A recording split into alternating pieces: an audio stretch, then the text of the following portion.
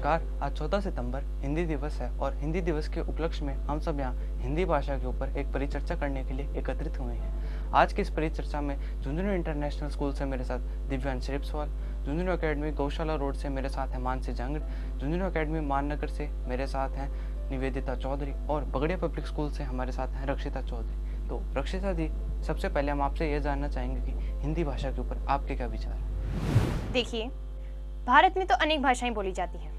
भारतीय संविधान में भी 22 भाषाओं को मान्यता प्रदान की गई है।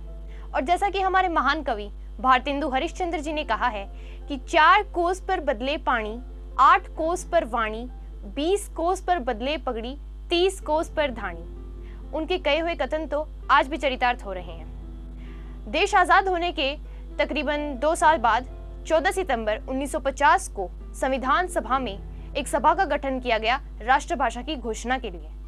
देश में राष्ट्रभाषा का प्रयोग देश की एकता को दर्शाता है। देश की एकता को बनाए रखने के लिए राष्ट्रभाषा का प्रयोग बेहद जरूरी है। हर व्यक्ति को राष्ट्रभाषा बोलना और समझना आना चाहिए। चाहे कोई व्यक्ति कितनी भी अंग्रेजी क्यों ना सीख ले, लेकिन जो संतुष्टि हिंदी में बात करने से मिलती है, वो संतुष्टि अंग्रेजी में बात करने से नहीं मिलती है। हाँ, ये बात बिल्कुल सच है कि अंग्रेजी अंतर्राष्ट्रीय स्तर की भाषा है और अंतर्राष्ट्रीय स्तर की भाषा में आप संपर्क स्थापित कर सकते हैं, लेकिन ऐसे में हमें अपने देश की भाषा हिंदी भाषा को पीछे नहीं छोड़ना चाहिए। हाँ, आपने एकदम सही बात बताई कि अंग्रेजी अंतर्राष्ट्रीय भाषा है और आज के समय अंग्रेजी आना भी आवश्यक है। पर हिंदी हमारे देश की पहचान है और हिंदी का अपना एक महत्व है। तो आगे बढ़ते हुए हम मानसी जी से जानना चाहेंगे हिंदी के ऊपर उनके क्या विचार। देखिए, हिंदी आम आदमी की भाषा के रूप में देश की एकता का सूत्र है। सभी भारतीय भाषाओं की बड़ी बहन होने के नाते हिंदी विभिन्न भाषाओं के उपयोगी और प्रचलित शब्दों को अपने में समाहित करके सही मायनों में भारत की संपर्क भाषा होने की भूमिका निभा रही है। हिंदी के महत्व को गुरुदेव रविंद्रनाथ टैगोर ने बड़े ही सुंदर रूप में प्रस्तुत किया था। उन्होंने कहा था कि भारतीय भाषाएं नदियाँ हैं और हिंदी महानदी। मेरी मान्यता के अनुसार भाषा वही जीवित रहती है जिसका प्रयोग जनता करती है। भारत में लोगों के बीच संवाद का सबसे प्रचलित माध्यम हिंदी भाषा ही है। हिंदी भाषा के शब्द सरल और सुविधाजनक माने जाते हैं, इस कारण यह सामान्य जन की भाषा है। तो मानसी जी, जैसा कि आपने बताया कि हिंदी सभी भाषाओं की बड़ी बहन के समान है और किसी भी भाषा को जीवंत रखने के लिए यह आवश्यक है कि लोगों के द्वारा उसका ज़्यादा से ज़्यादा बोली में प्रयोग हो। तो आगे बढ़ते हुए हम निवेदिता जी से जानना चाहेंगे हिंदी के ऊपर उनके क्या विचार। भारत में आर्यों की भाषा वैदिक संस्कृत थी। वैदिक संस्कृत में वेदों की रचना हुई और इसे देवनागरी भी कहा गया। इस भाषा का उच्चारण जब सामान्य जन के लिए संभव न हुआ तो उच्चारण और शुद्धि के कारण प्राकृत भाषा का जन्म हुआ। वैदिक काल की प्राकृत को बदलकर दूसरी प्राकृत के रूप में पाली भाषा कहलाई, जिसमें बाद में चलकर बौद्ध धर्म का प्रचार हुआ। भाषा शब्द भाष धातु से बना है, जिसका शाब्दिक अर्थ है बोलना। शायद यह वाक्य तब प्रचलित हुई होगी जब मनुष्य केवल बोलता था, यानी उस समय लिपि का आविष्कार नहीं हुआ था। हिंदी भाषा के विकास क्रम को 1000 ईस्वी से माना गया है। हिमालय से विंध्याचल व राजस्थान से लेकर बंगाल तक इसका क्षेत्र माना गया है। 18 बोलियों से मिलकर इस भाषा का गठन हुआ है। तो आपने जैसे कि बताया कि संस्कृत भाषा कठिन होने के कारण आम लोग इसे बोलने में सक्षम नहीं थे, इसीलिए कालांतर में हिंदी भाषा का विकास हुआ और यह देश की 18 बोलियों से मिलकर बनी है। तो आगे बढ़ते हुए हम दिव्यांश जी की तरफ चलते हैं और जानते हैं हिंदी के ऊपर उनके विचार। मेरे विचार से एक भाषा के रूप में हिंदी न सिर्फ भारत की पहचान है, बल्कि ये हमारे जीवन मूल्यों, संस्कृति एवं संस्कारों की सच्ची संवाहक, संप्रेषक और परिचायक भी है। बहुत सहज और सुगम होने के कारण हिंदी विश्व की संभवतः सबसे वैज्ञानिक भाषा है, जिसे दुनिया भर में बोलने, समझने और चाहने वाले लोग बड़ी संख्या में मौजूद हैं। हिंदी हमारे पारंपरिक ज्ञान, प्राचीन सभ्यता, आधुनिक प्रगति के बीच एक सेतु भी है। हिंदी भारत संघ की राजभाषा होने के साथ ही 11 राज्यों और 3 संघ शासित क्षेत्रों की प्रमुख राजभाषा भी है। संविधान की 8वीं अनुसूची में शामिल अन्य 21 भाषाओं के साथ हिंदी ने अपना एक महत्वपूर्ण स्थान बना रखा है। भारतेंदु हरिश्चंद्र ने हिंदी भाषा के क्षेत्र में बेहद सराहनीय कार्य किए हैं, इसलिए उन्हें हिंदी भाषा के विकास का श्रेय दिया जाता है। हाँ, तो दिव्यांश जी, मैं आपकी बात से पूर्णतः सहमत हूँ कि हिंदी हमारे संस्कारों, हमारी संस्कृति और जीवन मूल्य परिचायक होने के साथ साथ हिंदी विश्व की सबसे ज़्यादा बोले जाने वाली भाषाओं में से भी एक है और यह एक वैज्ञानिक भाषा भी है। तो दिव्यांश जी, हम आपसे ही जानना चाहेंगे कि विश्व पटल पर या वैश्विक रूप में आप हिंदी भाषा को कहाँ देखते हैं?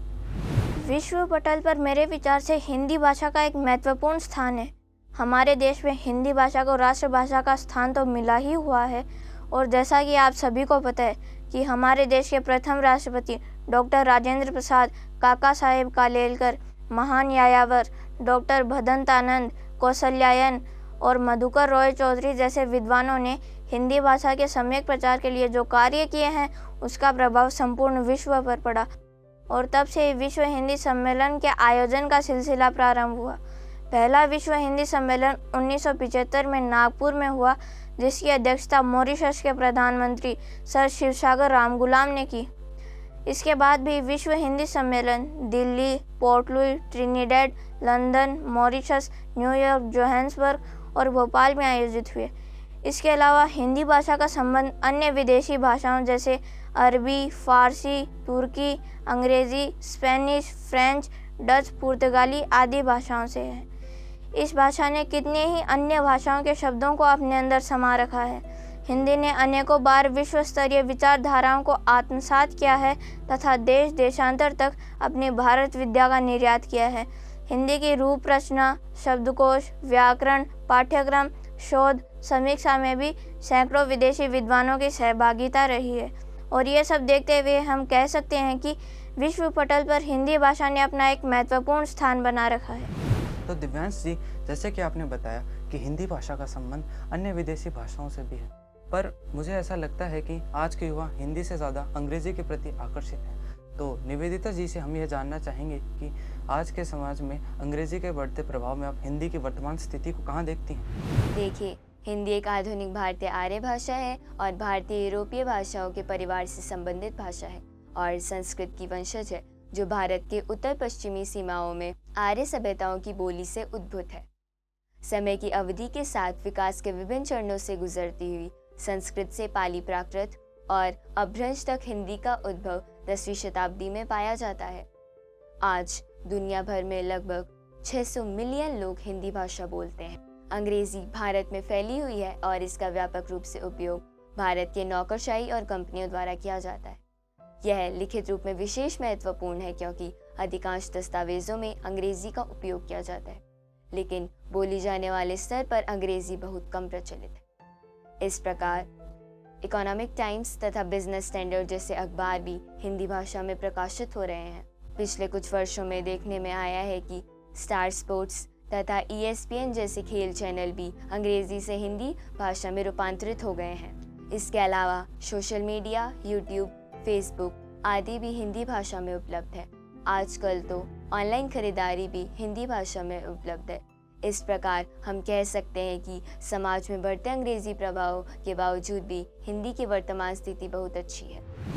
हाँ, आपने बिल्कुल सही कहा कि बिजनेस स्टैंडर्ड और इकोनॉमिक्स टाइम्स से अखबार भी अब हिंदी में प्रकाशित हो रहे हैं। बल्कि मैं तो यह भी कहूँगा कि विदेशी सिनेमा भी अब हिंदी में देखा जा रहा है, पर अंग्रेजी से हिंदी की ओर चलते समय भाषा में विकृति भी आने लगी है। तो रक्षिता जी, मैं आपसे जानना चाहूँगा कि क्या हिंदी भाषा में विकृति आ रही है और उनसे कैसे बचा जा सकता है? देखिए, वर्तमान समय में आधुनिकीकरण के कारण हिंदी भाषा में विकृतियां तो आ रही हैं। लोग पाश्चात्य सभ्यता के प्रभाव में आके हिंदी का रूप बिगाड़ रहे हैं। जैसे पहले हम कहते थे कि ये बात उन्होंने कही है, लेकिन अंग्रेजी में जो शब्द है बाय, उसका हिंदी अनुवाद होने के कारण अब हम कहते हैं कि ये बात उनके द्वारा कही गई है, जिसकी कोई आवश्यकता ही नहीं है। अगर हम व्याकरण के आधार पर बात करें तो आज हमारी हिंदी इतनी इंग्लिश होती जा रही है कि आने वाले समय में हम देवनागरी लिखेंगे ज़रूर, लेकिन वो हिंदी नहीं होगी। और दूसरी वजह क्या है कि तकनीक के चलते भी हिंदी को झुकना पड़ा है। तकनीक के चलते तो कुछ अक्षर ही भाषा से गायब कर दिए गए, जैसे कि अंग, य, चंद्र बिंदु और हलंत वाले कुछ अक्षर। और जब हमें श्री लिखने में दिक्कत आई तो श्रेय लिखकर काम चला लिया। अभी तक हिंदी का कोई ढंग का कीबोर्ड भी विकसित नहीं हुआ है। अंग्रेजी के आधार पर ही हिंदी के कीबोर्ड विकसित हुए हैं। और विडंबना देखिए, जब कोई व्यक्ति कुछ नया सीखना चाहता है तो उसे पहले अंग्रेजी सीखनी पड़ती है। हम पूरी तरह से अंग्रेजी के मोहताज हो गए हैं। हिंदी में आ रही विकृतियों से बचने के लिए हमें हिंदी का मूल स्वरूप जीवित रखना होगा। हमें तन और मन से हिंदी को बोलना, समझना और पढ़ना होगा, तभी हिंदी का मूल स्वरूप जीवित रहेगा।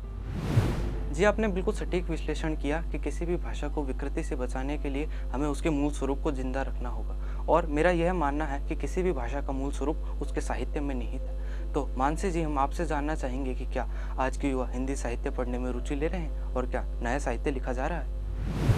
देखिए, साहित्य जनता की चित्तवृत्तियों का संचित प्रतिबिंब होता है। यह कथन है आचार्य रामचंद्र शुक्ल का। वर्तमान में साहित्य से युवा वर्ग के सरोकार के अर्थ पूरी तरह बदल चुके। समय बदल गया है, लेखन बदल गया है और इससे अधिक युवा वर्ग की सोच बदल गई है। अब तो हर जरूरत के लिए गूगल पंडित मौजूद है। शिक्षापद साहित्य का स्थान अब मनोरंजक साहित्य ने ले लिया है। स्तरीय पत्र पत्रिकाओं की प्रसार संख्या भी तेजी से घटती जा रही है और रही सही कसर अब हर हाथ में उपलब्ध मोबाइल और कंप्यूटर ने पूरी कर दी है। अब दुनिया मुट्ठी में आ गई है। गिरावट का यह दौर हमारे समाज और राष्ट्र के नैतिक परिवर्तन का कारण बनता जा रहा है।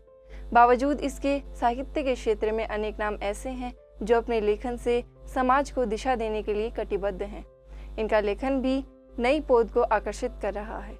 यह भी सही है कि अब पत्र पत्रिकाओं का स्वरूप भी डिजिटल होता जा रहा है, जो उपलब्धि के रूप में ही देखा जाना चाहिए। युवा वर्ग इसका सदुपयोग करें, अच्छा साहित्य पढ़ें, अच्छे लेखकों से जुड़े रहें, यह अपेक्षा तो रहेगी ही। इस आधार पर हम कह सकते हैं कि युवा वर्ग साहित्य पढ़ तो रहा है और नया साहित्य लिखा भी जा रहा है। जी बिल्कुल, डिजिटल होती इस दुनिया में हमने हिंदी के उद्भव से लेकर उसकी वर्तमान स्थिति, युवा वर्ग का हिंदी के प्रति रुझान और तकनीकी के प्रादुर्भाव में हमने हिंदी की स्थिति को भी जाना। आज की इस चर्चा को यहीं विराम देते हुए मैं आप सभी का यहाँ धन्यवाद करना चाहूँगा इस चर्चा में शामिल होने के लिए। आप सबका बहुत बहुत धन्यवाद।